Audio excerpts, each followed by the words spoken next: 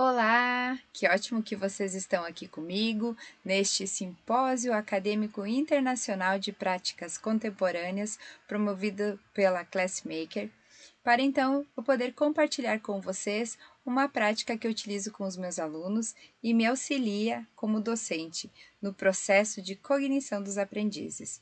Então, a conhecer melhor eles, suas realidades, seus conhecimentos prévios, a estimulá-los ao mundo da pesquisa, da imaginação, da expressão de uma forma lúdica e reflexiva, com, é claro, um jogo de cartas. Assim como essa prática faz sentido para mim e para os meus alunos, espero que possa colaborar com você, que faça sentido para a sua prática docente. Então, é só você me acompanhar nos próximos minutos que eu vou mostrar como que eu criei essa estratégia, por quê, quando e como funciona, para que você possa encontrar alternativas para então aplicar na sua área. Bem, meu nome é Silvia Trentin, sou pesquisadora, arte educadora, artista plástica, formada em artes visuais e fiz meu mestrado e doutorado em processos cognitivos e ambientes digitais. O foco da pesquisa foi todo nas competências e habilidades que o jogo de carta imagético, que vou apresentar para vocês, ele pode auxiliar no processo de ensino-aprendizagem dos aprendizes. A gente pode chamar de aprendizes, jogadores ou discentes. Então, tudo que se refere, então, no caso, aos nossos alunos. Então, ele é um jogo de cartas, que ele pode ser integrado a um tabuleiro, como também ele pode não ter este tabuleiro. Ele, então, foi desenvolvido a fim de estimular, como o próprio título da palestra diz, estimular a imaginação, expressão e também a interação e a curiosidade. No processo, então, de cognição, de como se dá o aprendizado dos nossos alunos. É um jogo que pode ser personalizado com a utilização de qualquer imagem que seja significativa, tanto para o aluno quanto para o professor ou mediador que irá aplicar, então, o jogo.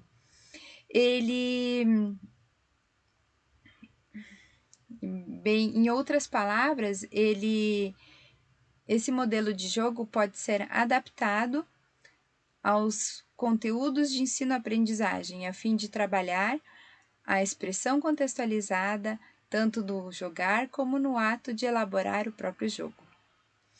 Bem, para explicar melhor, assim, mais detalhadamente no nosso encontro de hoje, eu dividi o nosso bate-papo, nosso encontro, em 4 tópicos. Esses tópicos vão começar, primeiramente, eu vou falar quais foram, então, os conceitos teóricos que foram considerados para, então, criar esse jogo de cartas. O segundo tópico vai falar como que surgiu a ideia de criar um jogo de cartas, quais problemas foram encontrados em sala de aula, que desafios para que então pudesse evoluir e assim solucionar, é claro, o problema. O terceiro tópico vai falar então como que é o jogo de cartas, né? Quais são suas regras, como é a suas pontuações, como se dá a mecânica, como que se dá a interface, como que é a parte do design do jogo. Então, nesse tópico eu vou falar um pouquinho sobre isso. Já no quarto tópico, vou falar como então você pode então construir o seu jogo ou personalizar ele conforme seus interesses, né? O tópico 4 fala como construir ou personalizar o seu jogo de cartas, podendo ser então com ferramentas tecnológicas, utilizando a internet, a plataforma que o próprio jogo tem, como também em casos de situações em que a gente está em algum ambiente que não tem recursos à internet, não tem recursos mais tecnológicos como o celular, a gente consegue então elaborar ou criar esse jogo considerando o contexto que a gente se encontra.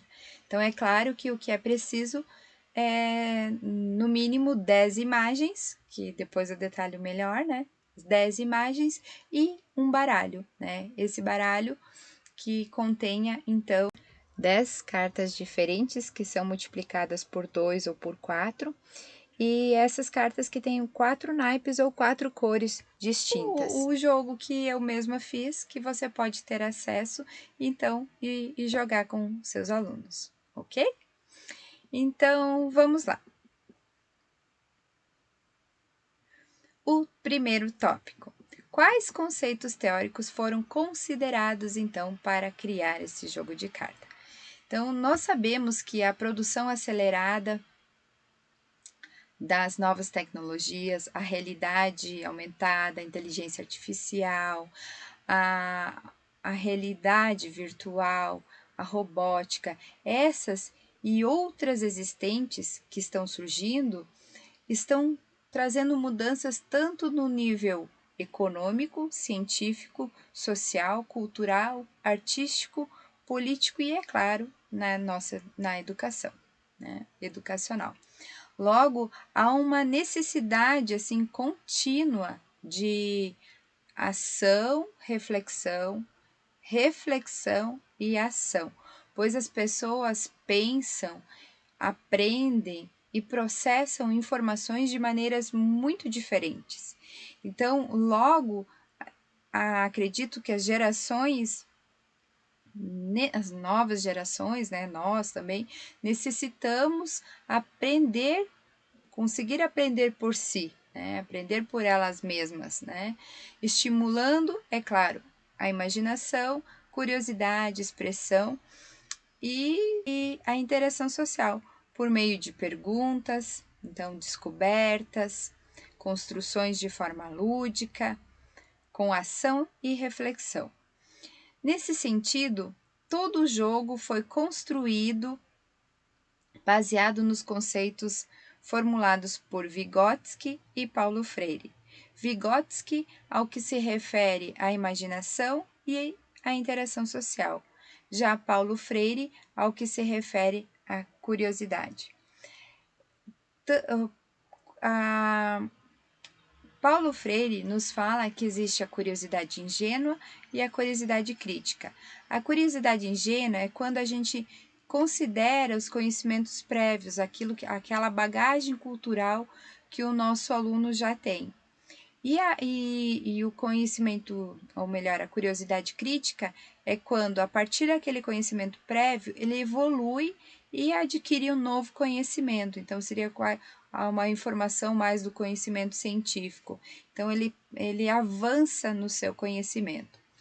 Já, então, no jogo, nas propostas do jogo, principalmente na parte das regras de ação do jogo, que eu denominei, juntamente com os alunos, de regras de ação, que é o momento em que os alunos constroem suas próprias regras, é que a gente consegue perceber esse tipo de curiosidade.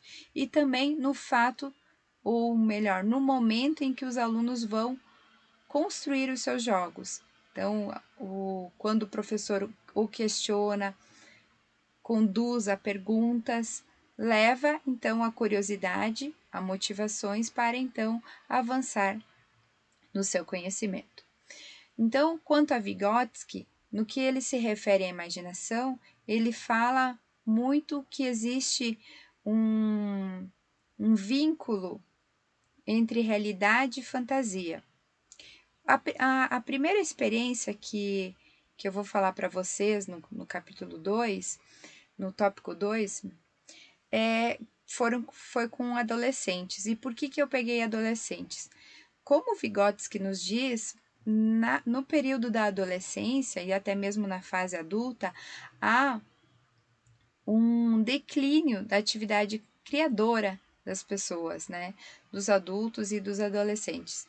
Porque é nessa fase que praticamente os adolescentes param um pouco de desenhar. Se eles param de desenhar, eles param de se expressar. E com isso, a relação que existe entre realidade do mundo adulto e a subjetividade, ou melhor, a fantasia da infância, entram meio que em conflito nesse período da adolescência, onde ocorre a maturação cerebral, as alterações de hormônios, enfim.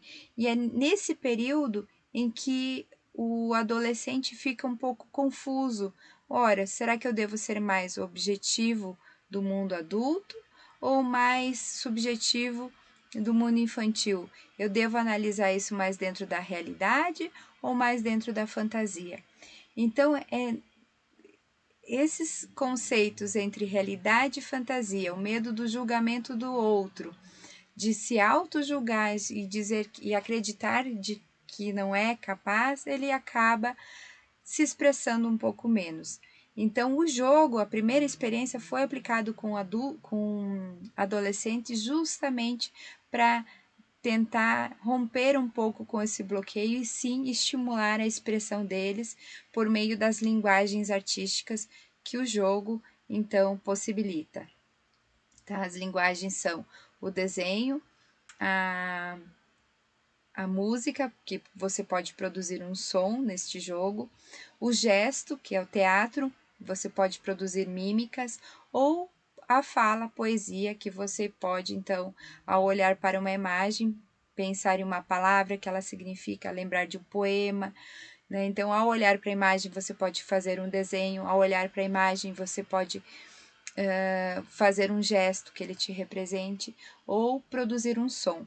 Então, essas já são as regras de ação que o jogo possibilita ou para como mecânica para então os jogadores se expressarem de uma maneira mais espontânea.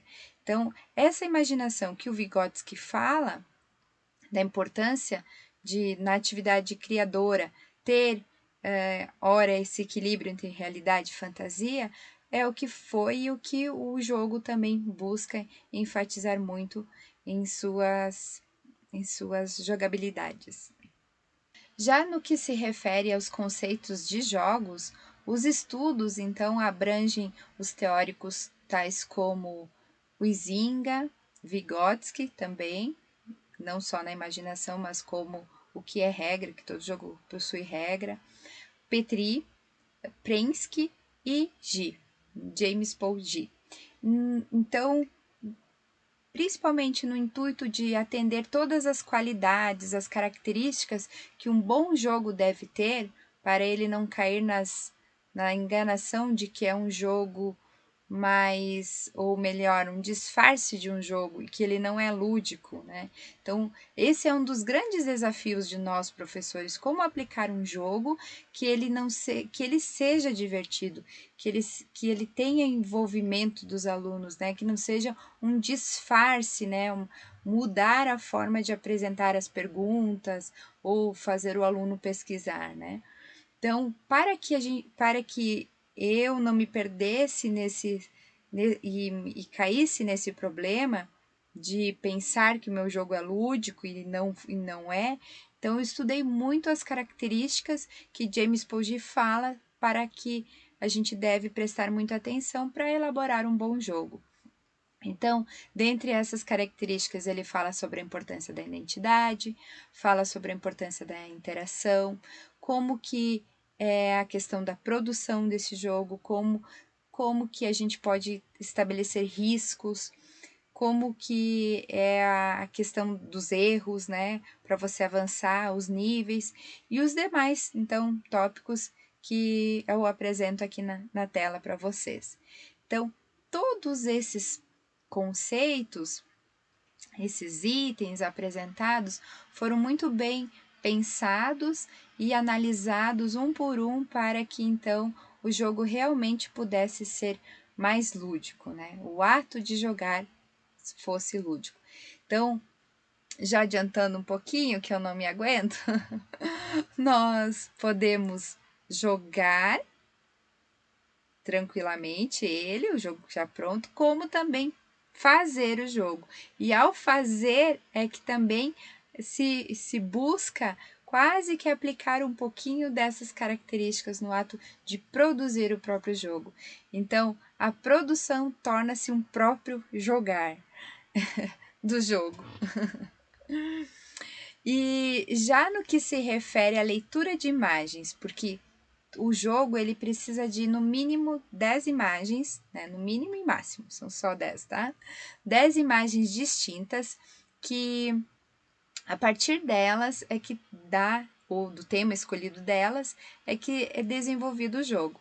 Então, é basicamente uma leitura de imagens que a gente faz nessas imagens que o jogo apresenta. E quando a gente fala em leitura de imagens, toda a pesquisa foi muito baseada em Mangel e também na Ana May Barbosa. A Ana May Barbosa é uma arte educadora e ela desenvolveu uma abordagem triangular. Essa abordagem, ela fala muito sobre a importância de você ler uma imagem, apreciar, né? Fazer, né, a questão da produção e contextualizar.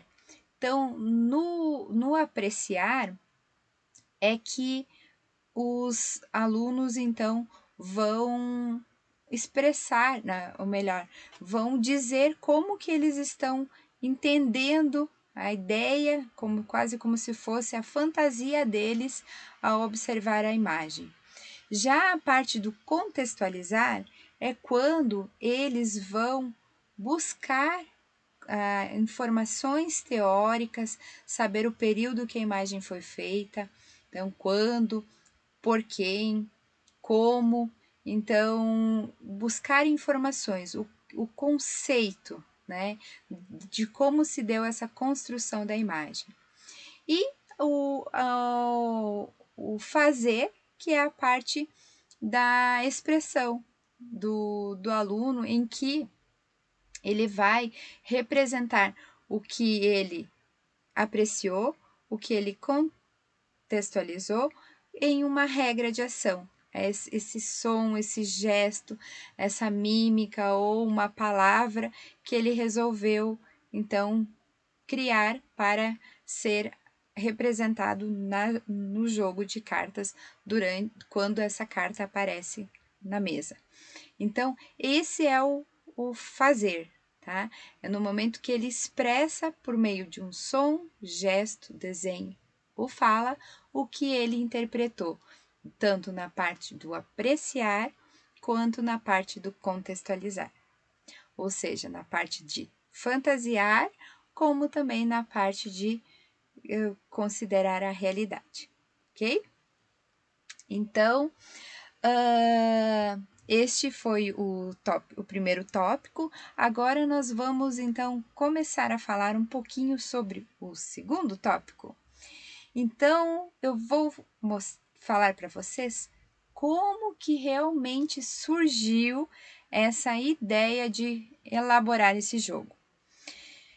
Ele, mais ou menos, bom, antes de eu contar essa experiência, eu quero compartilhar algumas indagações, assim, que eu sempre tive, e eu acho que a maioria de vocês também já deve ter tido.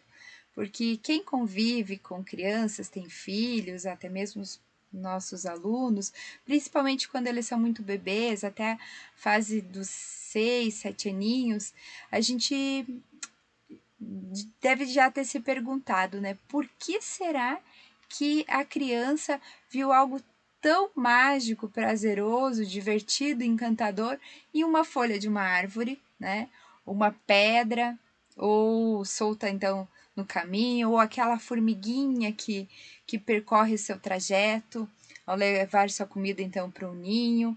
Todo esse encanto que a criança tem, ou já observou que a maioria brinca, então prefere brincar com as panelas do que ao invés dos brinquedos que estão na sala.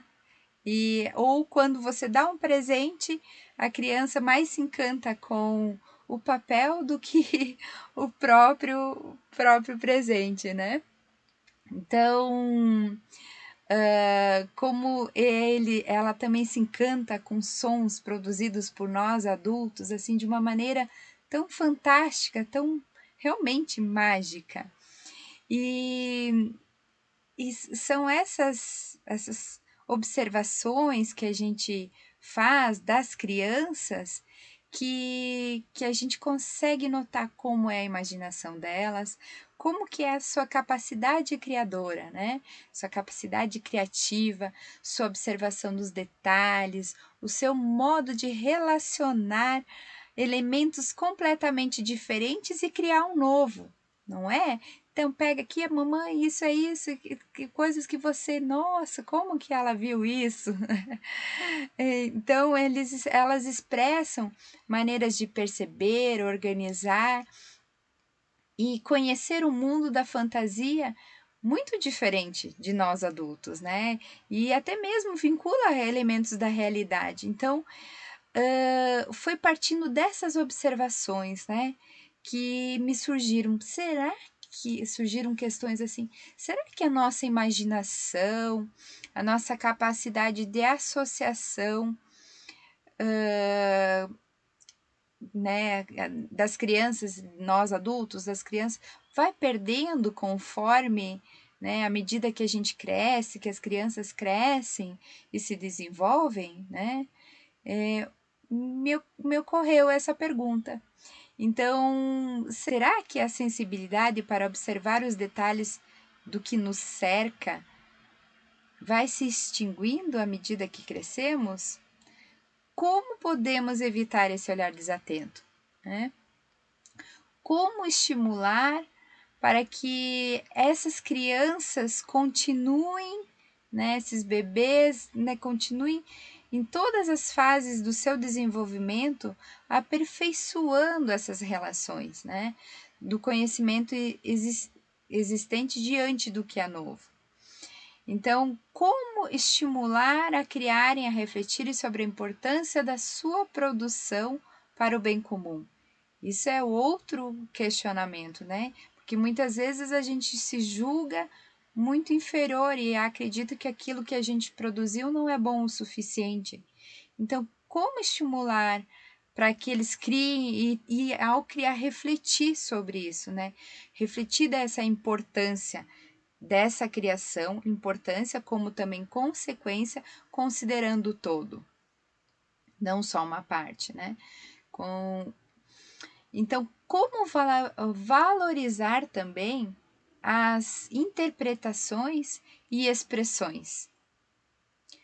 Como estimular reflexões e ações conjuntas, não no sentido assim de não apenas o agir sem refletir e o refletir sem agir. Então, quando a gente trabalha os dois, uma ação com reflexão, reflexão com ação, a gente consegue ter algo ou fazer algo com mais consciência, né? Com a consciência plena do que estamos fazendo. Então, bom, esses questionamentos permeiam a minha prática de ensino desde os meus 16 anos na área de desenho e pintura. Então, eu sempre busco, por meio das minhas práticas educacionais, tentar valorizar ao máximo a expressão dos alunos. E quando ele se expressa de uma maneira contextualizada em que ele consegue compreender mais ou menos o que ele está sentindo. Pintei isso, isso me remete a algo. Quando ele consegue se identificar qual gatilho está surgindo nessa expressão, né? Quais gatilhos remetem a algumas crenças, alguns até mesmo costumes, algumas dores, ou até mesmo amores. Então, como fazer com que se estimule muito essa criatividade, essa imaginação, para que a gente consiga crescer como um todo, né, em nossa comunidade e evoluir cada vez mais, né? Então, Essas são indagações que é o que eu busco muito na minha prática de ensino. Lá no ano de 2008, eu percebi um grave problema que estava ocorrendo nas minhas práticas educativas, é claro, com os meus alunos, na disciplina de artes. Foi sugerido que eles então pesquisassem os assuntos teóricos referentes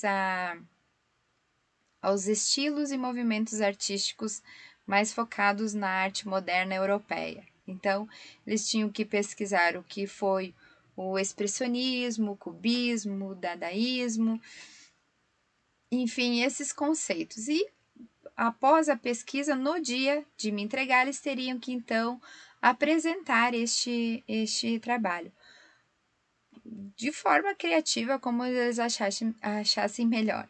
Então foi nesse dia que, na entrega, quando seria a apresentação deles, que eu percebi que praticamente eles haviam feito um tal do Ctrl+C, Ctrl+V, ou cópia idênticas dos livros.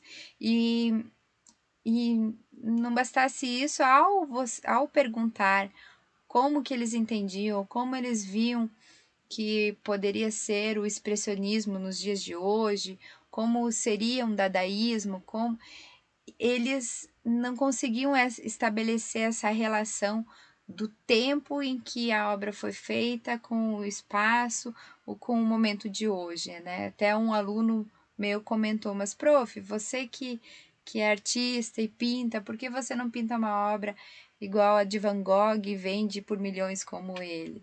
Então, foi na fala dele que eu percebi, não, eu preciso fazer algo que estimule mais eles a ler e tentar relacionar o que eles interpretaram daquele fragmento, daquele texto, como que eles estão interpretando, para que assim, em conjunto, a gente consiga discutir alternativas e criar um diálogo para evoluir no conhecimento deles. Foi então que eu percebi que eles gostavam muito de um jogo de cartas, o jogo Uno, e eu falei para eles, pessoal, semana que vem vocês só estudem e fiquem tranquilos que a gente vai jogar.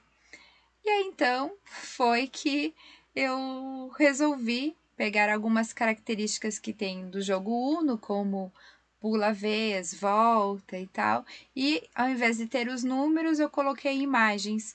E para que eles criassem algumas regras, não só apenas relacionar número com cor, nem só imagem com cor para ser o ganhador da jogada. O que eu fiz foi que eles tinham que ler essa imagem e pensar qual som, qual gesto, qual desenho, qual palavra eles poderiam falar que para eles aquela imagem representa. Então, vamos já dar um exemplo, né? Eu tenho a imagem lá do surrealismo. Então, o que é o surrealismo? Então, na teoria que eles pesquisaram, dizia surrealismo, um movimento artístico que representa os sonhos, o inconsciente, o irracional. Então, qual som você pode fazer quando essa carta aparece no jogo? Qual gesto ou qual palavra ou qual desenho você pode fazer? Então, cada vez que eles iam jogar, eram ações distintas, né? Uma vez, fechar o olho, por quê? Porque simboliza que está dormindo, porque remete aos sonhos. Ou então, dizer um animal surreal, por exemplo, cavalo com asas. Então, eles iam, e assim ficava mais fácil de gravar, então, o que era o conceito do estilo, né, do movimento, aliás, artístico. Então, foi assim que surgiu todo esse jogo, e depois de um tempo eu comecei a pensar e perceber que poderia-se sim haver possibilidades de personalizar ou adaptar para outras disciplinas que não fosse só a disciplina de artes. Bem, então agora eu vou mostrar para vocês como que é este jogo de cartas. Este aqui então é o jogo Start. Aqui nós temos 10 imagens diferentes da história da arte. Cada uma destas imagens, elas estão relacionadas a uma forma geométrica. Então, no caso, essa arte do estilo realista está relacionada ao círculo. Então, aqui a imagem e aqui a parte teórica da carta. Essa segunda imagem do pós-impressionismo e do naturalismo, do impressionismo e pós-impressionismo, está relacionada ao retângulo. Esta daqui do expressionismo relacionada ao triângulo. Esta aqui do cubismo ao quadrado. Aqui do futurismo ao pentágono. Do dadaísmo e assim vai. Do surrealismo, aqui do expressionismo abstrato, do pop art ao xadrez e do op art ao alvo. Ok? Então, para jogar, cada jogador vai receber 5 cartas. Ganha o jogador que eliminar as cartas da mão primeiro. Como que ele elimina essas cartas da mão? Então, ele vai ter 5 cartas aqui, com as azuis que estão ali, tá? Se eu larguei a carta magenta, quadrado, o outro jogador vai jogar uma carta ou quadrada ou magenta. Então, ele jogou o pentágono, que é magenta também. O próximo jogador vai jogar uma carta do pentágono ou magenta.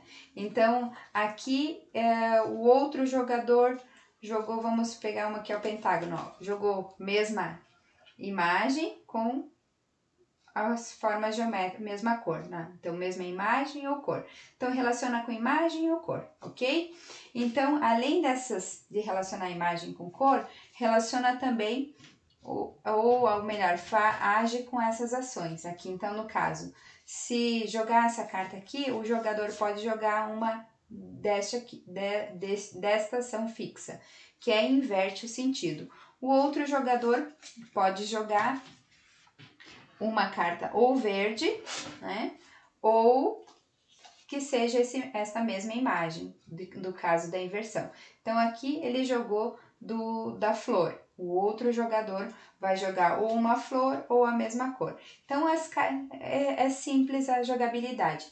Além do inverter e do mais 2, tem a questão do pula-vez. Então, quando alguém jogar essa carta aqui, amarela, né? Pula-vez.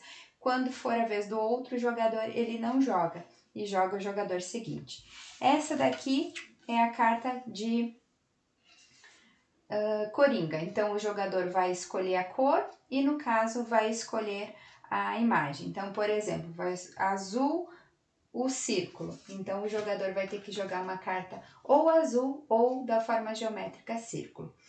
Até aqui, ok, tudo bem, né? Tudo simples, tudo fácil. Mas além de associar cor com imagem, o jogador também vai ter que executar alguma regra de ação, tá? Que a gente chama de utilizar as linguagens artísticas. Então, como que é essa regra de ação? Ao iniciar a partida, cada um dos jogadores vai escolher qual das formas geométricas ele quer ou qual das imagens ele se identifica mais. Então, por exemplo, um jogador escolhe a forma geométrica círculo, que é esta carta aqui do realismo, naturalismo. Aqui ele pode, então ele lança o dado e escolhe assim, que som para ele essa imagem representa, ou que palavra esta imagem para ele representa, ou então qual um desenho que ele pode fazer durante a partida que essa imagem representa. E aí, após ele definir, ou um gesto. Então, após ele definir isso, o grupo aprova ou não, né? Que eu já explico o porquê ou não. E todos os jogadores têm que executar essa partida. Por exemplo, essa ação. Então, qual gesto poderia ser para representar essa imagem aqui? O jogador olha para a imagem, vê o que ela representa e aqui ele pode ler um pouquinho sobre o conceito teórico dela. Então, foi um estilo artístico em que os artistas começam a denunciar as injustiças sociais, as desigualdades que haviam, começam a representar a realidade. Então, um gesto pode ser fazer positivo. Aí o jogador vai dizer, os outros jogadores vão perguntar para este jogador que definiu como positivo, mas por que positivo? E aí então o jogador justifica e fala, ou melhor, contextualiza do porquê. Não, eu estou representando por meio de um gesto positivo porque eu acredito que o símbolo positivo mostra a realidade da vida das pessoas. Né?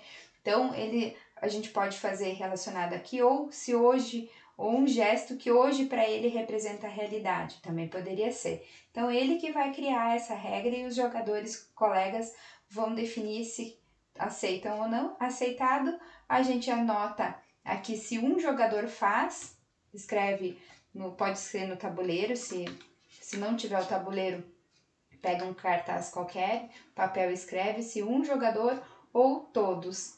Então eu quero que todos os jogadores possam fazer ação de positivo quando essa carta do círculo cair no jogo. O último jogador a fazer o gesto de positivo compra uma carta do monte, porque a ideia é que você elimine as cartas da mão primeiro e seja o ganhador.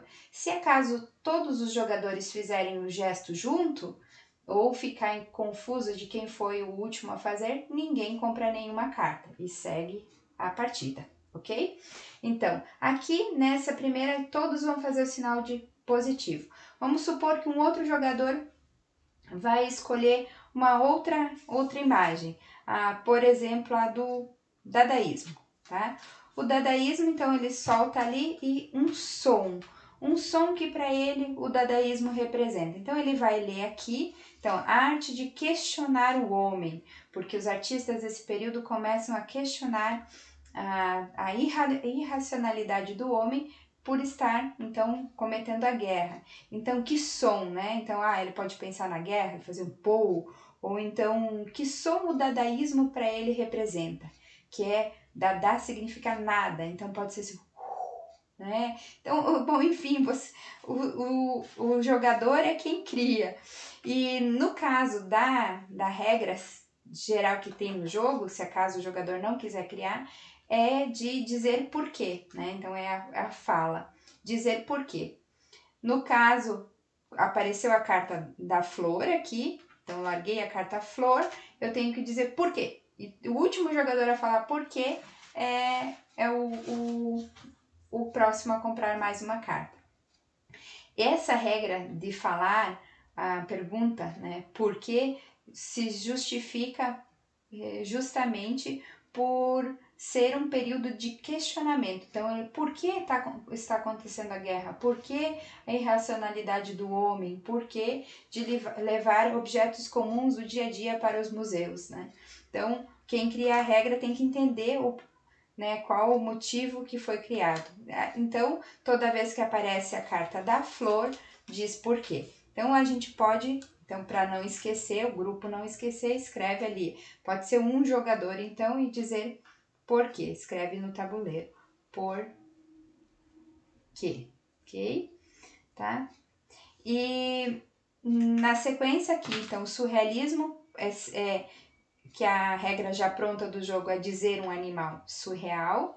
Aqui o expressionismo abstrato é simular pinceladas com a mão, porque foi um movimento artístico de muita ação na pintura, né, que o artista pinta mais pela ação. Aqui é falar pou, né? Por que pou? Então, toda vez que aparece a carta do xadrez, a pessoa fala pou. Porque o pop art foi um movimento artístico em que os artistas eles começam a representar cenas de violência nas histórias em quadrinhos, justamente para questionar o consumismo do ser humano, por propagandas que conduziam as crianças então a comprar mais. Então, de certa forma, era para dizer assim, bom, se você, pai, é a favor do consumismo, é como se você fosse a favor das cenas de violência. Então, por isso que os artistas começam a representar cenas de violência nas histórias em quadrinhos. Então, toda vez que essa carta do xadrez aparece, que se refere ao pop art, a gente diz pou. E assim vai com todas as regras, tá? Que os jogadores criam juntos e assim se divertem. Então, o último jogador a ficar com uma carta na mão tem que dizer start. Caso esqueceu de falar o nome do jogo e alguém perceber, compra uma carta do monte. qualquer punição que há, assim, fez a regra errada, era para fazer o positivo e falou por quê, então ele compra uma regra. Uma regra não, uma carta do jogo, ok? Então é basicamente isso. Já no tópico 4, a gente pode ver então como que a gente pode construir esse jogo. Como que a gente pode, ou então, personalizar? Quando eu falo em construir, eu digo assim, que você pode pegar um jogo de cartas que você tem, um jogo de baralho que você tem em casa, e segue mais ou menos os mesmos padrões do que eu fiz, tá? Se você puder solicitar para os seus alunos que desenhem sobre as cartas, que pintem, ou se preferir numa gráfica, ou ache alternativas. Isso a gente professor, a gente sabe muito bem como fazer. Né? Ou como também pode, então, pegar o meu jogo e as cartas, que são, como vocês viram, em formas geométricas, e você apenas vai precisar, vai escolher 10 imagens que se referem ao seu conteúdo que você quer trabalhar, ao seu tema. Vamos dar como exemplo, tá? Um professor que quer trabalhar as emoções, né? O professor ali quer trabalhar quais são as emoções as emoções, os sentimentos, né? Raiva, amor, empatia. Então, escolha 10 imagens que para você isso remete. Eu até vou mostrar para vocês que nesse mesmo exemplo uma aluna fez um jogo de cartas, onde ela desenhou e essas 10 imagens e então, ao jogar, as regras são criadas conforme a interpretação que o jogador tem sobre a imagem que ela criou. Então, aqui vocês podem ver as imagens que ela fez para produzir este jogo. Ela então fez um desenho normal e depois a gente só levou para a plataforma do jogo.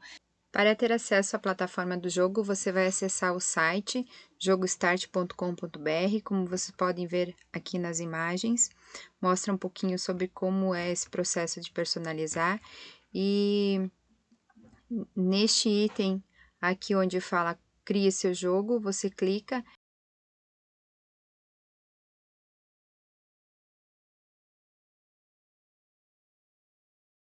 e na sequência faz o seu cadastro e coloca então os dados de segurança necessários.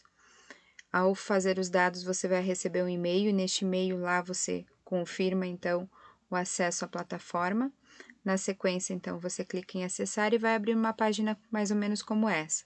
Então, aqui, como eu já tenho alguns jogos, eles aparecem todos os jogos feitos, né? Então, ao clicar ali, vão aparecer todas as imagens dos jogos criados. Esse é o mesmo exemplo que eu citei anteriormente, da aluna Sofia Matsuora. Então, cada um das formas geométricas estão linkadas às imagens. Se no caso você escolher por número, então do seu baralho você pega número. Aqui você insere o título da carta e as características. Então, essa pesquisa, quando é personalizado, os alunos é que fazem, né? Então, aqui alegria, todas as cartas, né? A frustração, todas referentes às emoções. Então, aqui o baralho totalmente pronto, essas 10 cartas básicas para se criarem as regras de ação. Então, em caso de um novo jogo, você coloca ali o nome do jogo, na sequência você vai em salvar, salva, já está criado o nome do jogo, e agora você vai inserindo as imagens que os seus alunos ou que você escolheu para ser parte do jogo. Então, coloca a imagem de número 1 ou do símbolo círculo ou qualquer outro símbolo que você for definir. Então, no caso, aqui já está como símbolo. Coloca o título da carta. E aí embaixo, então, as características, que pode ser os conteúdos conceituais e os conteúdos procedimentais dessa imagem.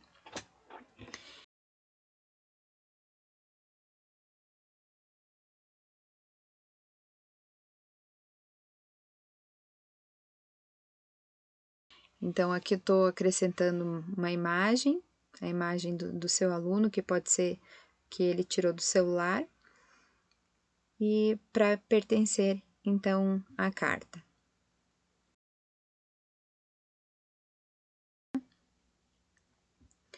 Você pode ir inserindo as outras. Então, as próximas 9, claro, sempre lembrando de salvar antes de ir, para não perder tudo que foi colocado ali. Na sequência, então, a 3, 4 e assim vai. Então, depois que você faz a carta, é gerado um QR Code. Então, que você colocou a imagem ali, o QR Code aparece, o primeiro QR Code relacionado ao círculo, o segundo ao quadrado, ao triângulo, ao retângulo, e assim vai, todas as 10 formas geométricas. Então, na hora de jogar, você pode apenas escanear as formas geométricas, aliás, os QR Codes, e vai aparecer a imagem, toda a pesquisa realizada pelo seu aluno. Então, para visualizar o jogo pronto, você clica em ver jogo e vão aparecer todas as imagens. No caso aqui, como eu só coloquei uma, só apareceu a imagem da árvore ali e embaixo as escritas. Ok? Essa plataforma foi desenvolvida pelo Ahmed. E ali você salva e aqui você pode imprimir. Então, aqui você pode, como eu acessei o jogo da Sofia, você pode ver todo o jogo pronto com as características que ela colocou em cada uma das cartas, falando sobre o que é cada uma das emoções, os ciúmes, a empatia, a esperança, frustração. Então, aparecem com todas as escritas, quando o jogo está completo. E aqui também gerados QR Codes do jogo dela. E esses QR Codes você pode imprimir e dar para os alunos escanearem antes do início da jogada, para então visualizar as imagens, ler as características que estão escritas e assim criar as regras de ações equivalentes a cada uma destas imagens. Então, isso foi utilizando as tecnologias para fazer. Caso não tenha acesso à internet, como eu falei antes, é só apenas mostrar as 10 imagens para a turma e a gente consegue jogar igual. Vamos supor que a outra turma, uma turma não tenha nenhuma imagem, não tenha nenhum papel, não tenha nada, né, para jogar. Então, nesse momento, a gente pode pegar a própria imagem, né? Nós como jogadores. Eu sou uma imagem, você como professor, você, todos nós somos uma imagem. Então, a carta que seria, então, o número 1, né? Mas no caso é a forma geométrica, eu gosto de tirar os números porque muitas vezes eles só mais relacionam o número do que a imagem. Então, se puder tirar os números, melhor. Mas se não der, tudo bem. Então, vamos supor, o número 1 se relaciona a Silvia. O número 2 a você, Paulo. Número 3 a você, Beatriz. Número 4 a você, Maria. Então o número 1, o número 1, que é o círculo. Então, vamos pensar assim, em falar uma profissão, ou então o lazer que a Silvia gosta, ou então a cidade natal, ou aí a gente escolhe um subtema e dentro desse subtema cada um se apresenta. E é nesse momento que a gente consegue também trabalhar um pouquinho do conhecimento do grupo. Então, para atividades assim, o primeiro dia de aula que a gente quer bolar algo assim para que quebre o gelo, então colocar o jogo como o jogo que eu chamo de identidade, né, por ser o rosto de cada um, é uma alternativa para esse quebra de gelo. Então, eu vou falar características físicas, né? Silvia Morena. Então, toda vez que aparece a carta do círculo ou a carta de número 1, eu vou dizer morena, né?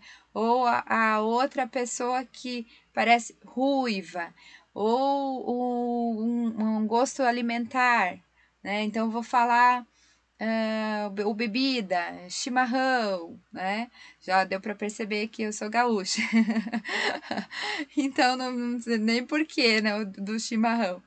Então, Essas são alternativas. Um professor de geografia pode pensar assim, em falar sobre as características dos estados, o professor de história pode pensar em escolher tantas guerras, 10 acontecimentos importantes, que ainda bem que não tem tantas assim, deve ter, né, mas enfim, 10 acontecimentos importantes e separar em imagens, não só o professor, como conduzir os alunos, então eles a irem a pesquisar sobre a Guerra Fria, a outra guerra que aconteceu, e eles resumem as suas cartas em 3 características. Então, tudo que eu pesquisei, eu vou resumir em apenas 3 frases.